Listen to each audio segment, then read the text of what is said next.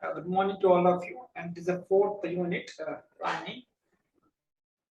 And you should know the difference between the planning and plans.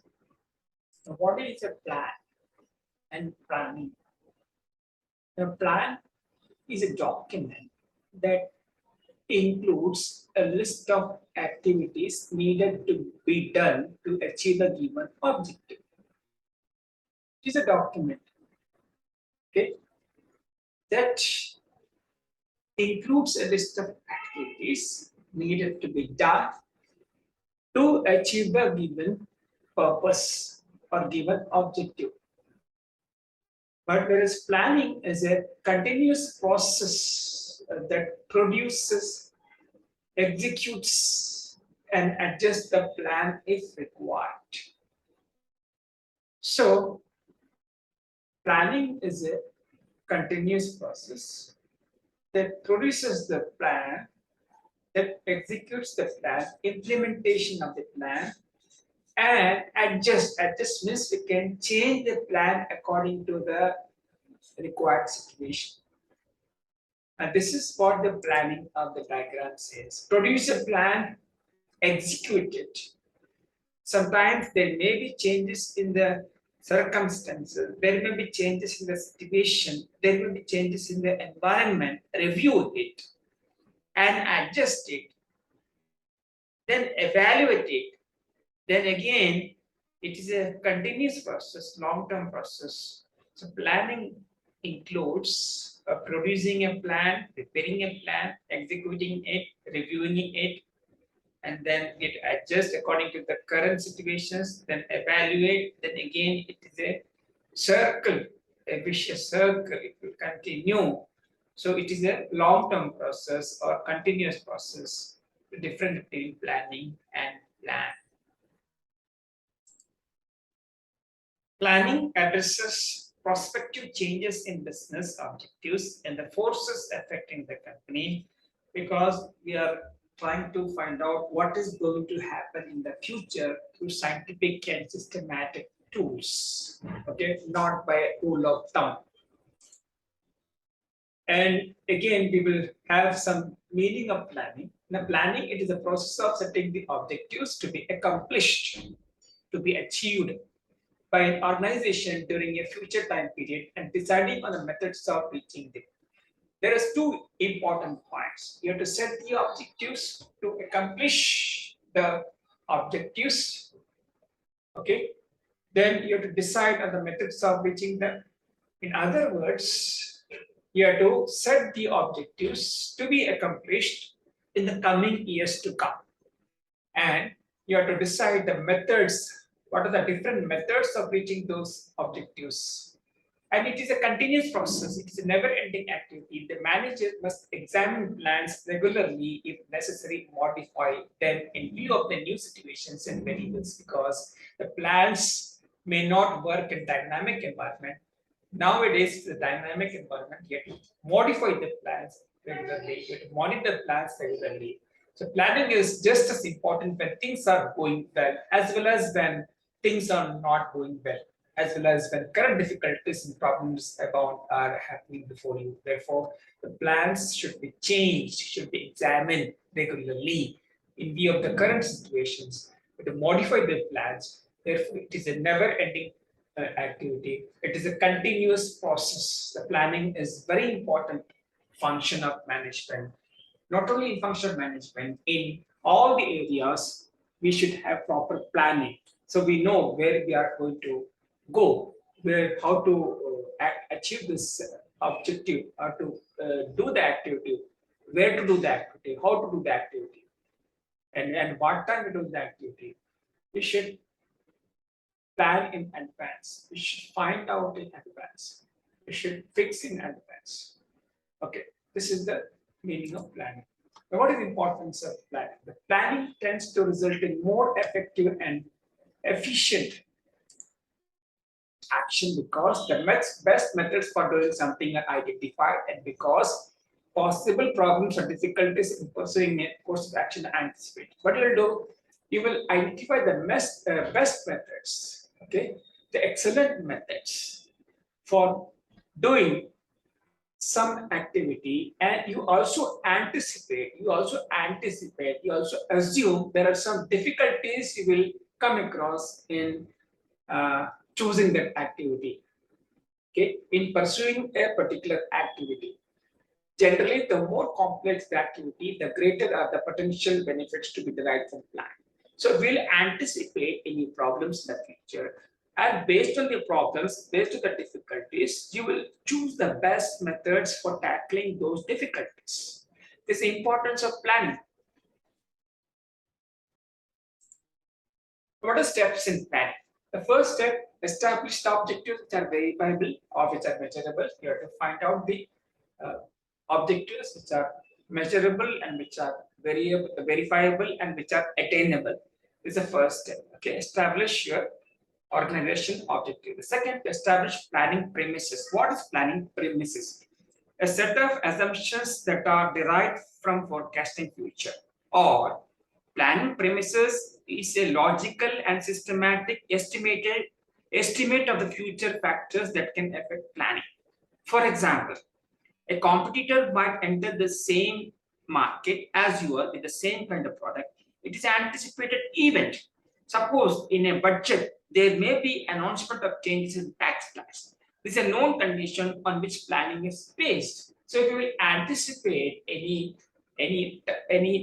can happen, we can anticipate systematically, scientifically, the problems you will come across, and to overcome those problems, we choose the best methods. So the step 3, you have to find out different alternative courses of action. And from that, the step 4, evaluate those alternatives and select the best. Okay, we will find different courses of action to be chosen. You have to choose the best course of action. Before choosing best course of action, you have to find out different courses of action, different alternatives. Okay, then from you have to evaluate all the alternatives, evaluate all the alternatives available before you, and from that select the best based on economical, financial, and technical point of view. And the step 5, to formulate derivative plans. And the step 6, you have to secure the cooperation and participation of all the employees in your organization. Nothing but coordination and cooperation is required to achieve the objectives which is mentioned in the plan. And the step 7, to measure, this is the control part, to measure and control the progress through follow-up. So to see that whether whatever you planned in advance, whether you achieved that or not. Suppose you have not achieved, then you have to rectify, you have to control it next time and control it next activity. So these are different steps in planning or process in planning or stages in planning.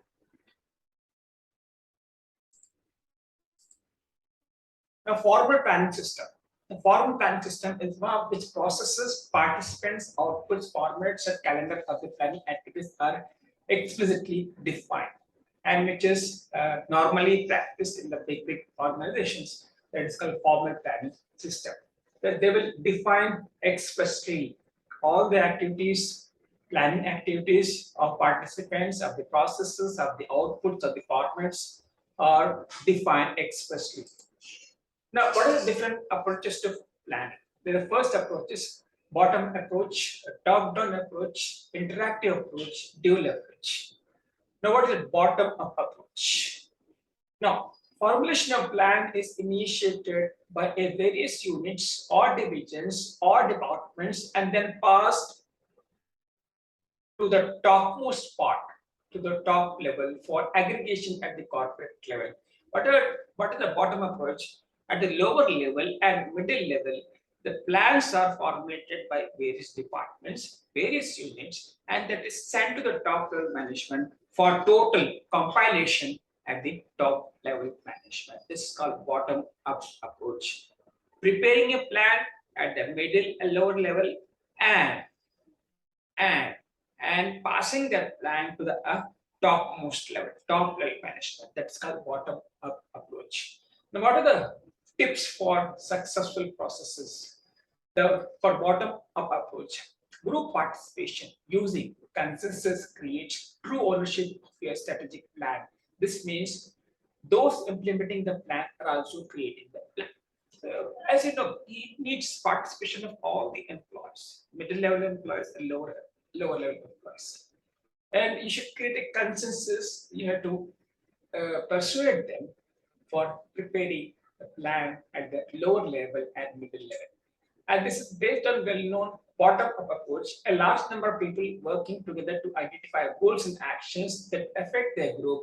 The benefit of such an approach is that those who need to carry out the plan will advocate for its implementation, because people are working at the lower level, and we will find out the we will ask them to participate in planning the activities, in preparing the plans, and so that their goals are identified, their actions are identified, and a group goals can be defined, group actions can be defined, and we will get a good approach from that bottom approach, because we are asking the subordinates, we are involving the subordinates, we are involving the lower operation level people to participate in formulating plans. This is called bottom up approach. Top down approach. This is generally practiced in the big organization, where the plans are prepared by the top level people of the organization. They prepare a unified, coordinated plan, and they will take the advice of lower level manager. A top down planning, corporate headquarters develops and provides guidelines that include definition of the business, mission statement, company objectives, financial assumptions, the content of the plan, and the special issues. The top level management will formulate, prepare the plan, and they will take the help of the lower level management in formulating the unified coordinated plan. What is the benefits of top-down approach? The Home Office should be able to formulate the plan that ensures the optimal corporate-wide use of the firm's scarce resources. These are the benefit, and what are the demerits? Restrict the initiative at the lower levels and shows insensitive to the local conditions. Because under top-down approach, you are not including the suggestions of the lower level subordinates. You're not taking the advice of the lower level subordinates. It is not mandatory. That means you are not allowing them to participate in framing the planning process. So therefore, they feels neglected. The lower level employees feel neglected. They'll not take the initiative. They'll not take the interest in that approach. That is called top-down approach. Top-down approach, mainly the top level management will formulate plans with the advice of lower level management, and they will prepare a unified coordinated plan, which that objectives of the plan has to be the task has to be done by the lower level management. Interactive approach. In this approach, a compromise between the bottom up and top down methods, a combination of the bottom up and top down methods are incorporated, and corporate executives and low level managers develop plan and consultation with each other, making a link between wider cooperative objectives and managers detailed knowledge of specific situation. It's a combination of both the top-down approach and bottom-up approach. So both will participate in framing the plans for the business organization. A dual approach. Plan is independently formulated both at the corporate level and business levels. All units form plans to suit their particular situation, and these plans are regularly reviewed by the corporate management. So in this approach, a top level management will prepare their own plans, and all the departmental heads will prepare their own plans. And these plans, both the plans will be reviewed by the corporate management, that's the top level management. This is called dual approach. These are the 4 approaches of planning. Now we have plans can be classified different types: long range planning, intermediate range planning, short range planning. Now, what is long range plan? This planning covers 5 years or more than 5 years. And the second is medium range planning, but intermediate range planning. This is period covering from the 1 year to 5 years. And the short range planning below 1 year is called operation planning. It covers a period of less than 1 year. Plans are classified according to business function: the sales plan, production plan, personal plan, finance plan. All plans concerning any other major function. The sales plan include the business target to be achieved, the customers, the goals, the revenue goals, the team structure, and the strategies and resources necessary for achieving its targets. And then production plan, it includes planning of production and manufacturing modules in a company or industry. It utilizes the resource allocation of activities of employees, materials, and production capacity in order to serve different customers. This is what the production plan. Then we have the personal plan, budget for current and future employees. Personal plan help the managers think through you should hire and when you should fire them. Not hire, when you should fire them. Okay, who you should hire and when you should hire them. This is a future forecasting of manpower requirements for the business firm. This is a personal plan. Finance plan, it includes the cash flow analysis, fund flow analysis, investment, insurance, and other elements of business financial life. It is a document, basic document, which details the details to be followed in the coming years about the cash flow, the fund flow, about the investment, about the insurance, and other elements of business financial life. That's called finance plan. Now, we have different major kinds of planning: the strategic planning, tactical planning, operational planning. What is a strategical plan? Now, this planning is called long-range planning, which are focused on the entire business operations. It involves three levels of management: top management, which formulate the corporate objectives, while middle-level management implement the general goals of the top level, and the lower level develop relevant objectives and plans how to attain them. It also predicts the external business environment such as government policies, business cycles, competitors, and also implement the corporate mission. So basically, this planning is prepared by the top level management, okay, and then at the middle level, that implements the general goals, general plans of the top level management, and the lower level management that prepare different objectives and plans and the ways and means to attain the objectives of the business firm. And this strategic planning is prepared by the top level management. Tactical planning, this is also called short-range planning, that gives importance to the current operations of various parts of the organization. Tactical planning is used to outline what the various parts of organization must do for the organization to be successful at some point, 1 year or less in the future. A series of tactical plans constitutes a strategic plan. Divisional managers are involved here. The plan what to do, how to do, and who will do it. It is usually developed for organization in the areas of production, marketing, personal, finance, and plant activities. So this planning is implemented by the middle level management, and this is a short range plan, and it includes divisional managers that plan what to do, how to do, and who will do it. Operation planning, it is done at the operation lower level management. It provides the specific as to how these strategic plans will be attained. Managers use operational plans to accomplish job responsibilities from the subordinates. Now, these plans are implemented at the lower level or operational level. The types of operational plans: single-use plan, we have programs, project, scheduling, budget, forecasting. We'll discuss in the physical classes all these important terms.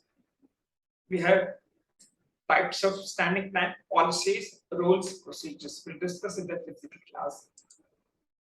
Decision making. Not all decision makers are manager. Decision making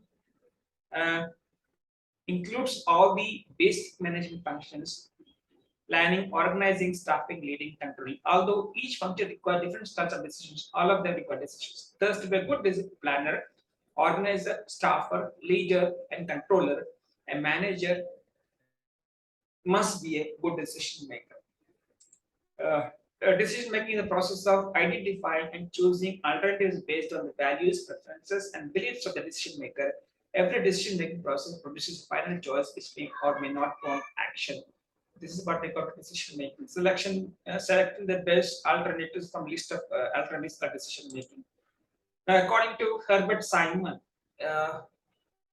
It contains three important points of decision making, how the managers will make decisions. First is intelligence, means it includes searching the environment for conditions requiring decision, both external environment and internal environment. Design, it includes inventing, developing, and analyzing possible course of action. They will explore different courses, different types of alternatives. Choice, the final stage refers to the actual selection of course of action based on the financial, technical, and economical considerations. Economical considerations. Now, decision making was problem solving. A decision making is a process of choosing one among the different alternatives, whereas problem solving is the process of determining appropriate responses or actions necessary to alleviate. Alleviate means minimize or eliminate a problem. Problem solving necessarily involves decision making, since all problems can be attacked in numerous ways, and the problem solver must decide which way is the best. On the other hand, not all decisions involve problems. There's a difference between decision making versus problem solving. The rational approach, decision making, optimizing approach, and satisficing approach. Optimizing approach, it tells you the collecting as much data as possible and trying to find the optimal choice. That means the maximum benefit. We should find the best way to arrive at decision making. That is satisficing approach. It use two words, satisfy and suffice, means setting for a less than perfect solution when working with the limited information. Suppose you're not getting the necessary information from necessary data. What you'll do, you go for the satisficing approach, less than a perfect solution, because you are getting a very limited data, very limited information. And it entails searching through the available alternatives until acceptability threshold is met. So this is what the planning process. We have covered the different types of plan approaches to plan. So this is one of the topic of planning, plan and approaches, bottom-up approach, top-down approach, dual approach, and we have discussed about the decision making, the problems of decision making. So thanks a lot.